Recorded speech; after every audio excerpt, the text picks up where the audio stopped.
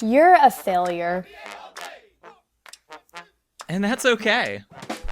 Hi, I'm Dan. And I'm Alicia. And we're failures too.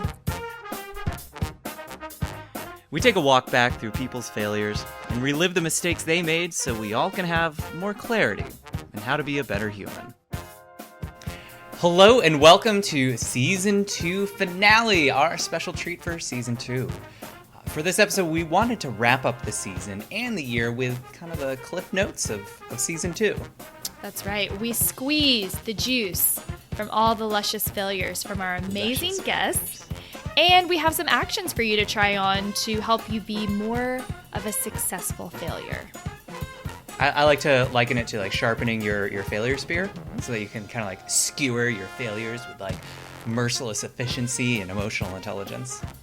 What he said. Okay, so let's start with Nina's episode, Nina's story, which was learning is hard. So Nina was a university professor and realized that her students weren't learning. And she actually learned what teaching actually was and completely changed the way that she taught and approached learning.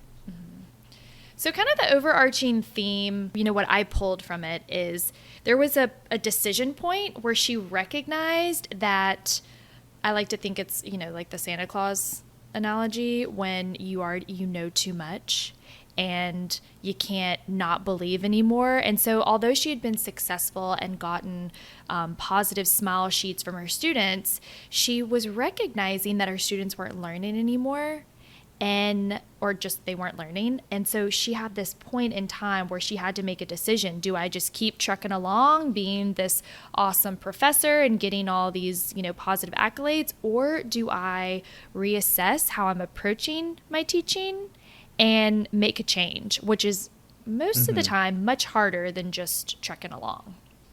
Yeah, and for me, the theme that came out of it was the feedback that she was getting was pretty dang good from the start. I mean, she was getting great reviews from her students. Her peers and colleagues were saying she was a rock star. She had oversubscribed for her courses, but it wasn't the right feedback. It wasn't the authentic feedback. And really, it was hidden until she saw the students come back a couple of years later and like, whoa, they actually didn't learn anything. That's the thing that matters. And I think, what I drew from it is feedback is something that is both trustworthy and untrustworthy. You have to seek it out in a lot of different dimensions to find that authentic feedback. Truth. Asking multiple people in multiple outlets and really like following the, as my boss would say, the data to come up with some conclusions. And then you have to make that hard decision with yourself. Like, do I take this information that I have in front of me and do I make a change? Or do I keep moving forward as is and staying complacent? And so the whole story is Nina decided to take that challenge on, and it ended up being really hard, but she stuck with it, and she showed a lot of resilience and stamina by sticking with this decision to make things right for really what her ultimate goal was to teach students so that they learn and they go out and get great jobs. And so she stuck true to that and, kept moving along to make sure that they were learning. And we have some techniques and actions at the end of this episode to help you do that as well. It's kind of like Stay teaser, tuned. like listen, Stay tuned. All right, let's talk about Rosie. So Rosie was a clinical psychologist, went to the Army, and basically didn't complete her residency.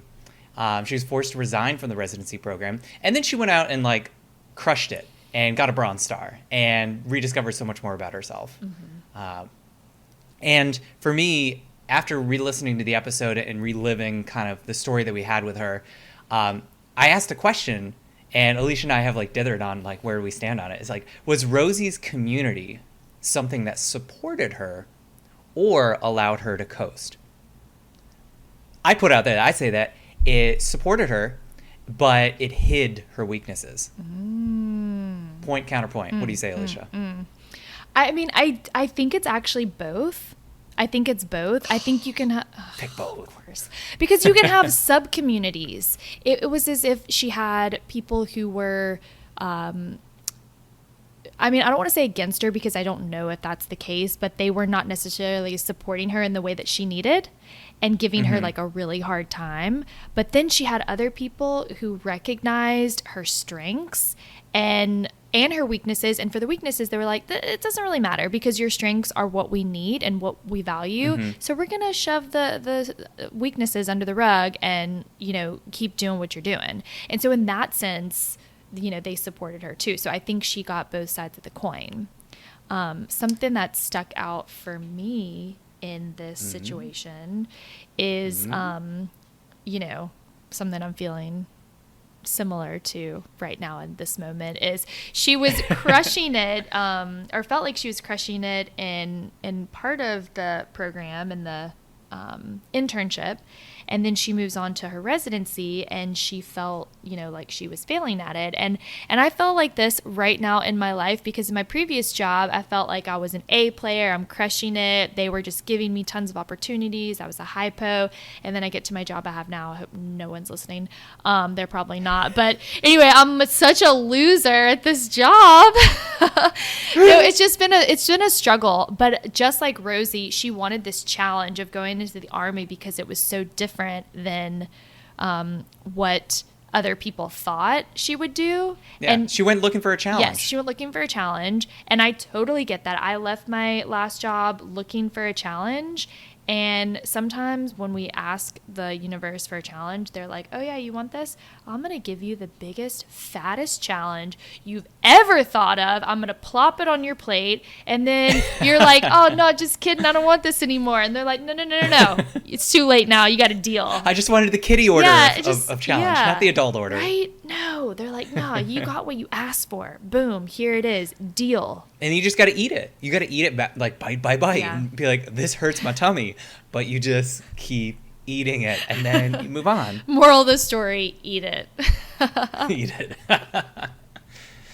Well, that segues nicely into Elliott's story. So Elliott's episode, several exciting chapters of failure. He is the guest that has the highest score, and i.e. the highest age that we've interviewed for this podcast so far. And in his episode, he talked about how getting fired was some of the best advice he got and set him on a path of entrepreneurship. And he was able to really see life as a series of chapters. Some were more exciting, some less exciting, and some were failures, and some were just, you know, chapters. Right. And passion was one of the guiding principles that he carried with him. And I thought, you know, he has this wisdom, he had this perspective, similar to Lisa's, which we'll talk about a little bit later on, that he recognized that chapters, seasons, however you want to call it, they're cyclical, they pass, they move on, and you persevere through it. And even if things suck right now, it's not going to suck forever.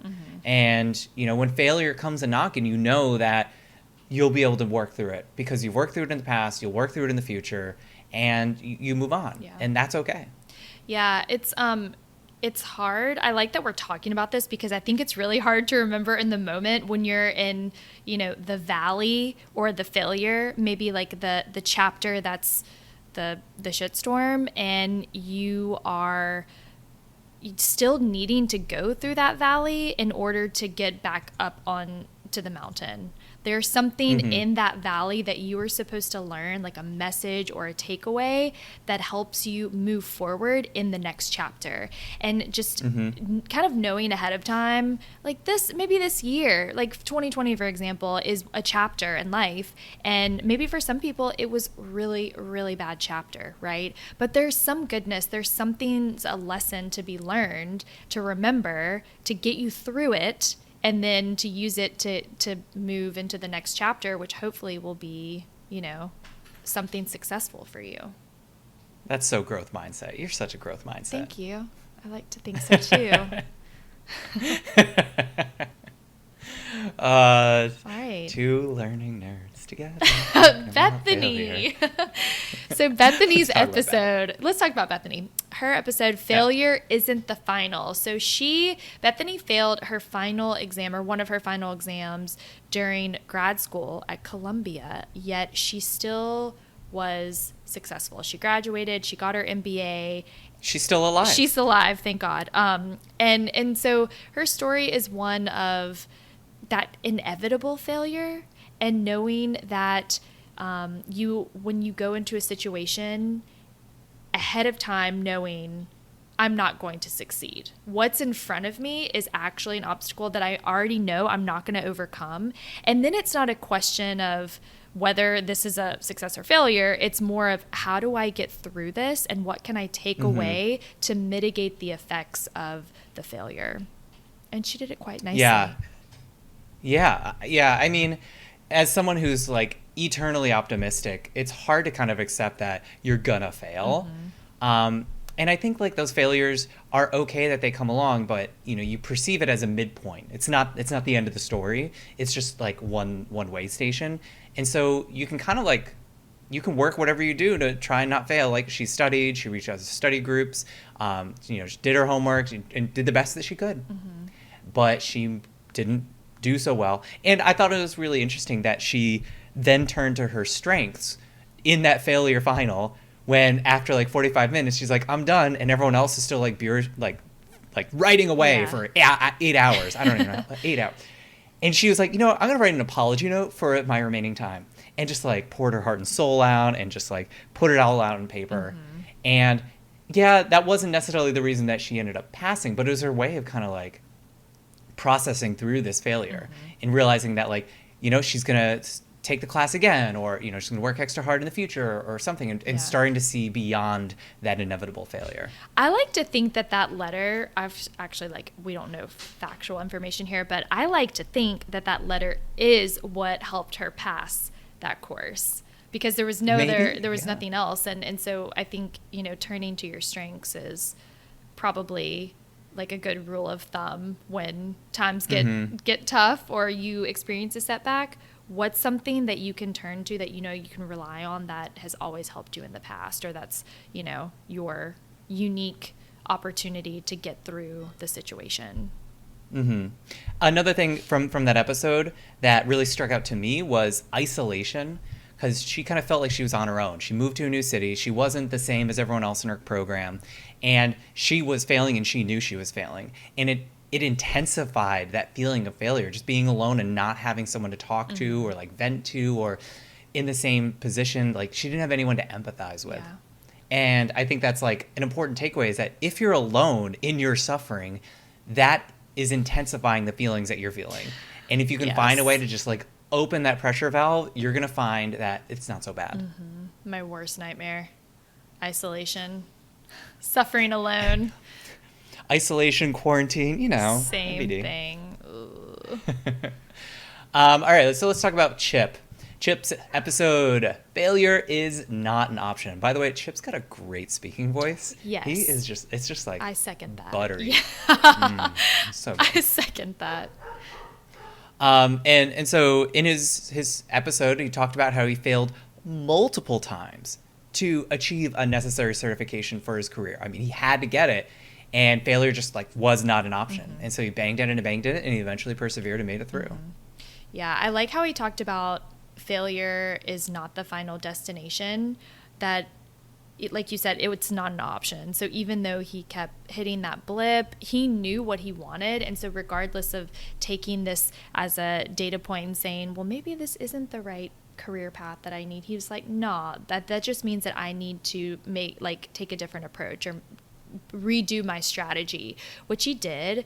And like he says in his episode, is the way you respond to the failure is more important than the actual failure itself. It's like a little test that's set up for you to say, how am I going to respond to this? How am I going to behave? What am I going to do differently? And what will I take away to get through it? Yeah. And the thing that jumped out to me during that episode was that he was able to kind of foster that tenacity from the angle through athletics, and knowing you go into a game, someone's going to win and someone's going to lose, and that teaches you a sense of resilience. It teaches you the coping strategies and the methods, and the realization that there are other games out there to play, and you just keep swinging, and eventually, if you keep swinging enough, you're going to hit. Word to Big Bird. Hit that. Hit that. Oh, wow. Let's take a quick break.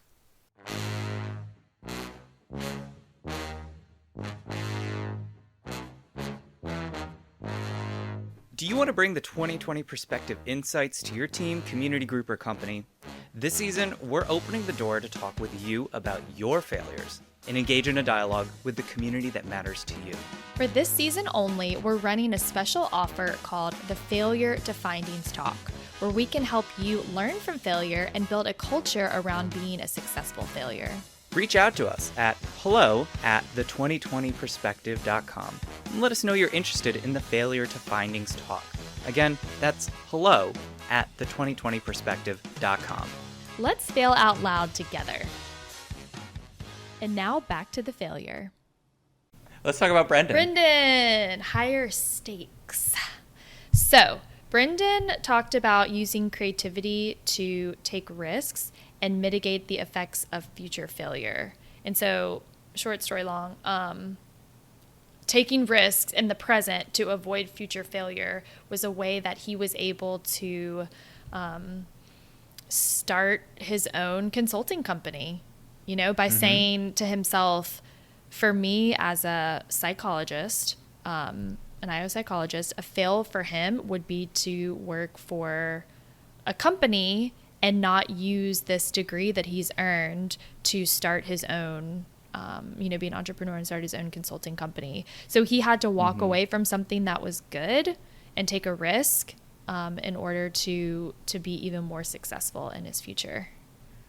Yeah. And I did a little research recently about this concept called self-defining future projections, which is the science behind all this fun like future projection stuff.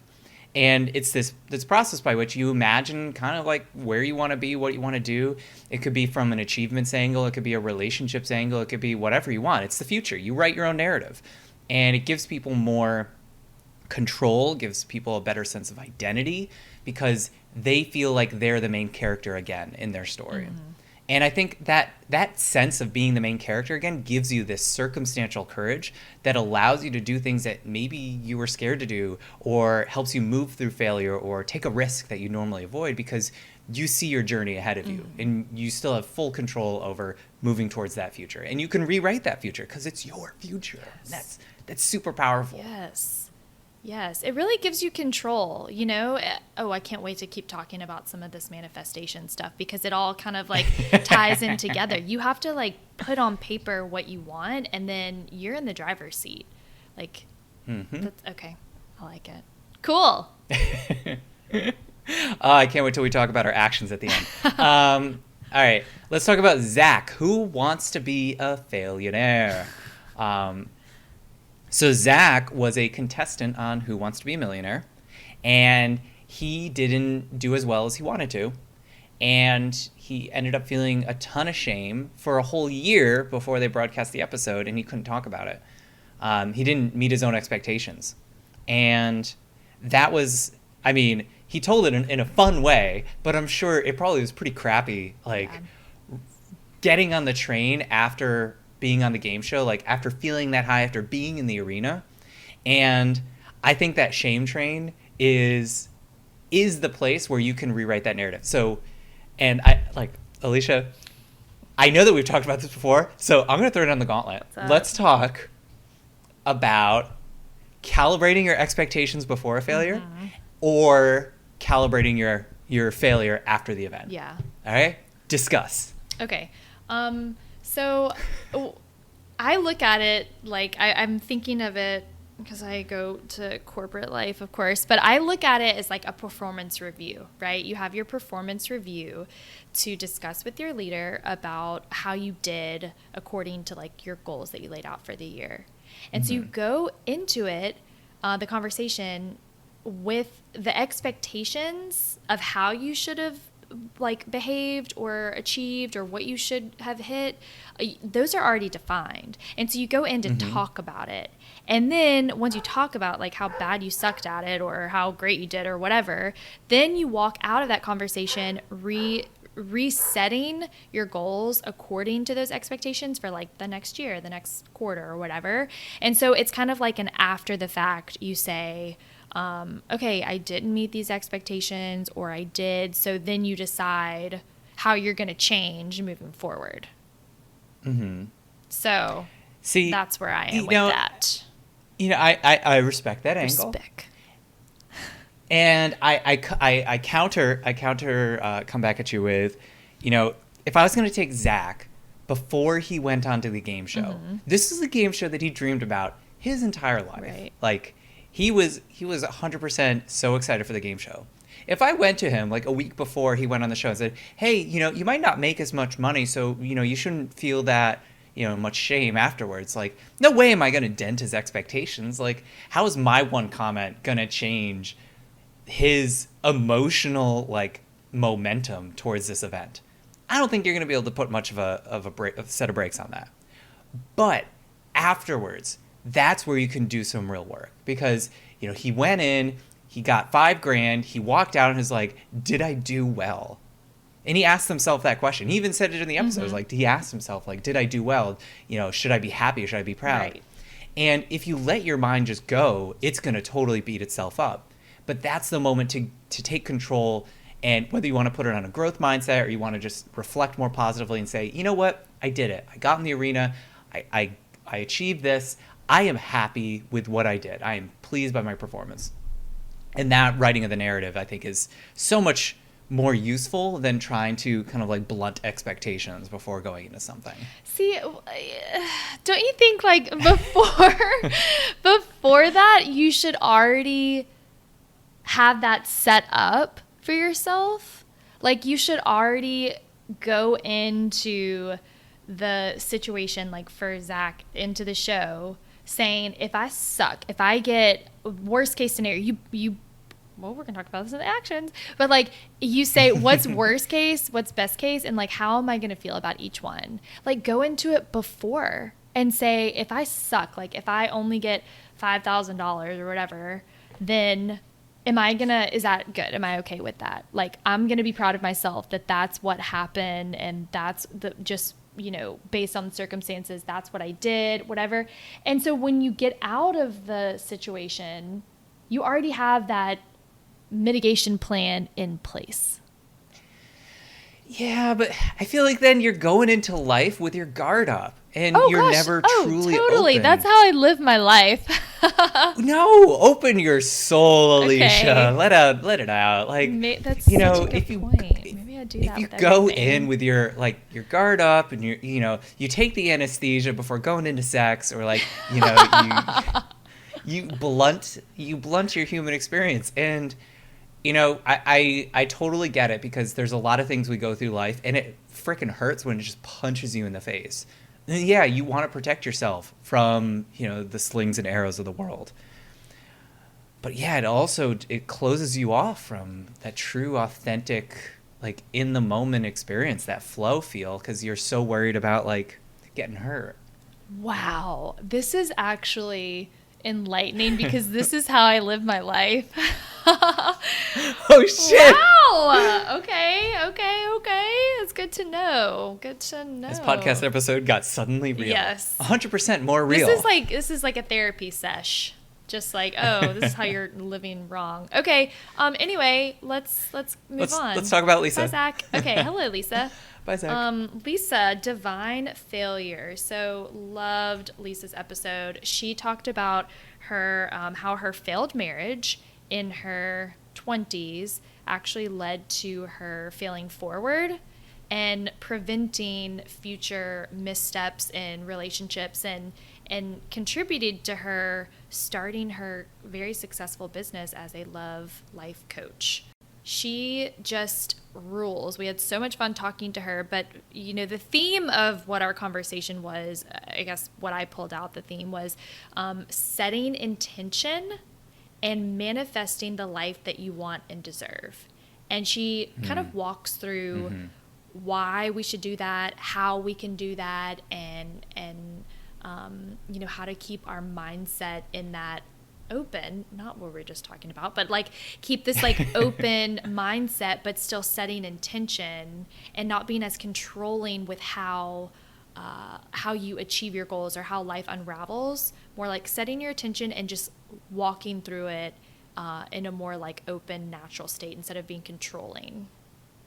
Yeah, it resonates a lot with Elliott's episode, this confidence that things will work out, things will manifest. If you open yourself to the experience, then and you allow yourself to drink deep, then it will appear, maybe in a way that you don't expect, probably not a way that you can predict, but that gives you confidence to chase the dreams and start a love coach business and move to Miami and then move to Sarasota. Like, do all these things because knowing that things will be better down the road. Yes. And just knowing. Now the juice is loose. Let's loose the juice and talk about how you can hone your ability to fail better. And the first one, Alicia, this one came from you because you're reading Emotional Agility. Yes. Right? This like thought rewire pattern. So talk to me about it. Yeah. So something that I think we picked up on from a couple of our episodes, especially Nina's. I'll use her as an example. We said that she rewired her thought process as a way to think differently about how she was approaching teaching, how and what kind of feedback she was giving in order to get to that decision point and say, let's do something different to get to a different outcome. And so in this book that I'm reading right now, Emotional Agility by Susan David, which I wish that I'd written myself, she talks about how important it is to, or she says, when in doubt, or maybe I made this up, when in doubt, write it out. How important it is to write down things that you're going through, your mistakes, your failures, the emotional state that you're in, as a way to separate yourself, like the thinker from the thought, the feeler from the feeling, to take a step back, zoom out, and reflect on what's going on, and it actually helps you gain a different perspective. It's so simple, but it is so powerful, and it works. So the instructions that she recommends, and this is all backed in research. Like they have done, she has talked about different experiments where they test different groups of people who do writing activities just for themselves to process like a hard time that they've gone through or like a layoff or whatever, and how the people who did the writing exercises had a more positive outcome. Either they found a job or they were able to move on from this failure or whatever it is. So instructions: set a timer, 20 minutes, write 20 minutes. Write about your emotional experience from the past week, month, year, whatever. Write freely, like no one else is going to read it. Do this for a couple days, throw it away. I think you should try it for 3 weeks, every day, 20 minutes. And then those thoughts are now out of your mind and they're on paper, and you have kind of processed them through writing them down. And you don't necessarily have to write them. You can also record yourself doing this. And Dan and I, we did this last year with the 30-day challenge, 30-day question challenge, where we were recording ourselves verbally every day for 30 days, answering a question that Dan sent to us. And it was fun. It was fun. It was, I don't know, it helped me gain some clarity on like, what the hell am I going to do with my life in 2020? Not that really worked out, because 2020 went on a handbasket, but I started out with really great intentions. So, because of that was so much fun for us, and it was about a year ago that we did it. We're going to turn this into kind of like a kind of like freebie downloadable infographic of how to start a 30-day challenge with some questions to get you going so that you can start your own 30-day challenge. And we'll put that in the show notes, and we'll link to it and drop it on social and stuff. So that'll be there for your challenge. Yes. Challenge issue. Yes. Okay. Action number 2. So this one we took from Brendan's episode about projecting yourself into the future. And one key strategy to add to your kind of like future projections and figure out what you want to be and what life looks like. Talk about a best case scenario and talk about a worst case scenario, and make it as descriptive and rich as you want. Like really luxuriate in the best case, and for that worst case, be really sadistic and just like show as bad as it can be, and then zoom out and look at both of them side by side and realize both of these are something that you could work with. Like you can, now that you've seen it, now you know it could be coming. Now you can do something about it. And not just like to think about what best case and worst case is. I'm just going to add to what you're saying, like the bookending best case, worst case, but also what would it look like and how will you respond to it? So let's say that best case is like, maybe you launch some like online course and it is wildly successful and you're making tons and you're getting all of this business from it. And so that sounds great, but like maybe it's too much too soon and you don't have like a system set in place to be able to like work through it. What's that going to look like and how can you prepare for that? And then worst case is like no one buys it, no one downloads it. What can you do in that situation too? How are you going to feel? What can you do to mitigate the effects of this worst case scenario? Yeah, absolutely. It's really powerful. Do it. Yeah, do it. Pro tip number 3, inventory your community. This is from Rosie's episode, right? Yes. Or actually a bunch of them. A bunch of them talked about the importance of community. Like Chip did and Chip Rosie did. and even Bethany talked about like how she was in isolation and having that community she shared with could have really helped her because a lot of other people were struggling as well. I thought it would be a great exercise to inventory your community. So here's the action. Look at the people in your life. How are they supporting you? What do you need from them so that you can be successful? Is your whole life being serviced by a community, or are you dealing with some things on your own? Do you lean on a particular community for a bunch of your needs? Is there a person that is like your go-to person for like all your emotional, physical, spiritual, whatever needs?